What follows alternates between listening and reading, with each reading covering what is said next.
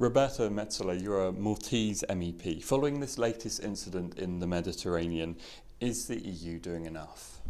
Well, the reason why so much of us have spoken so much over the last few days is precisely because we believe that the EU is doing nowhere near enough. And it is a pity that we come here every year when the seas calm down, when more deaths happen in the Mediterranean, in order to act like we've never seen this before. So what we are saying in the European Parliament is almost 2 years later than Lampedusa, with the tragedy of those hundreds of persons who drowned in the Mediterranean, why have we found ourselves here yet again discussing the same things? We would like concrete action taken at a European level. I understand you're following this up as we speak in the European Parliament. You're co-writing a report. What's your solution to this problem? Well, it's important to say that the report is a result of a cross-party agreement in the European Parliament to come up with a strong document which will mandate our actions for the rest of this legislature. And what we're looking for is concrete actions that will tackle the different aspects and come up with a global, comprehensive, what we call it, a holistic approach to migration. This approach I envisage to span subjects such as solidarity between member states, addressing the root causes of migration in countries in Africa, combating human trafficking, ensuring that we are boosting our agencies such as Frontex capacities in the Mediterranean, moving whatever assets we have all over the world to the Mediterranean in order to make sure that we save lives, because that is ultimately our priority, saving lives. Your country, Malta, is one of those on the front line. Do you feel left behind, left out, unsupported by countries like the UK? Well, the way I see it is that a few years ago we adopted a new treaty. We have a new treaty that applies to all of us, and there was inserted a specific sentence on solidarity between member states. So naturally, member states like mine feel like that article is not being felt on the ground, and we think that everybody should do more. Every single member state should do more. No government is doing anywhere near enough, and we think that much more should be done. Huge numbers of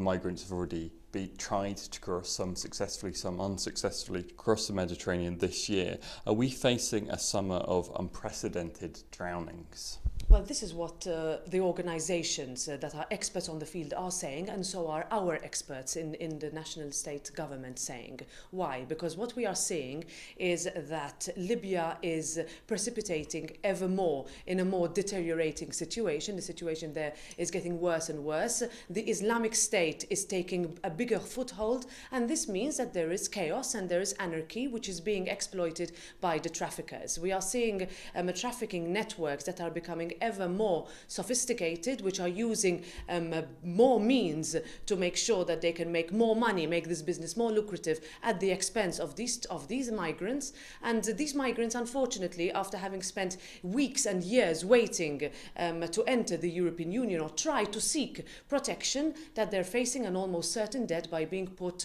on very unseaworthy boats. This is something that is really concerning us. It is a big thing that we need to look into, because ultimately the Mediterranean is still a graveyard. Given what you're saying, isn't there an absolute urgency for a country like Malta, on the shores of the Mediterranean, to get help from other parts of Europe and get a boosted up form of Frontex, the EU's border agency, for example? Well, absolutely, and I am a member of the European Parliament, and in this House the sense of urgency is being felt.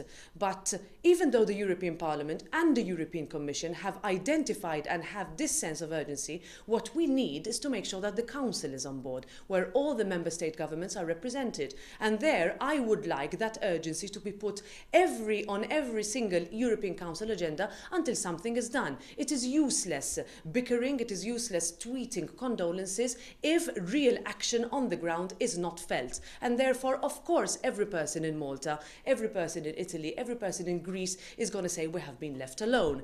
Until the European governments get together and find solutions on how solidarity is going to be implemented, how the people who are committing crime, international crime, and basically murdering these people are going to face justice, until then the urgency is still going to be there.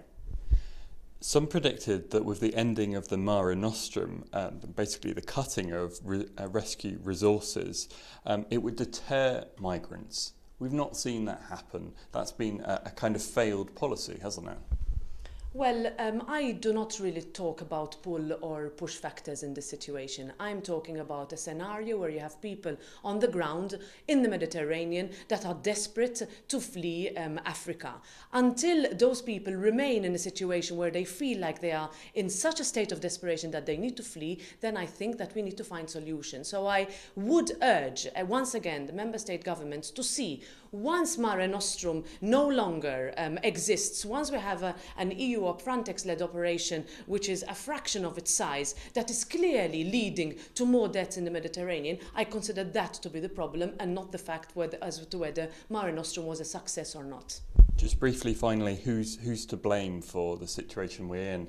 Do we, our government, ministers from the UK and other parts of Europe, are they to blame? Well, I do not like to point fingers. I would like to state from the European Parliament that there is a situation on our hands. And what can we do? Because it's ultimately our responsibility to do something. So my urge, my appeal is that if we in the European Parliament have sensed this urgency and have identified and are in the course of getting broad political support for what the solution should be, I want everybody to come on board, including all 28 member state governments.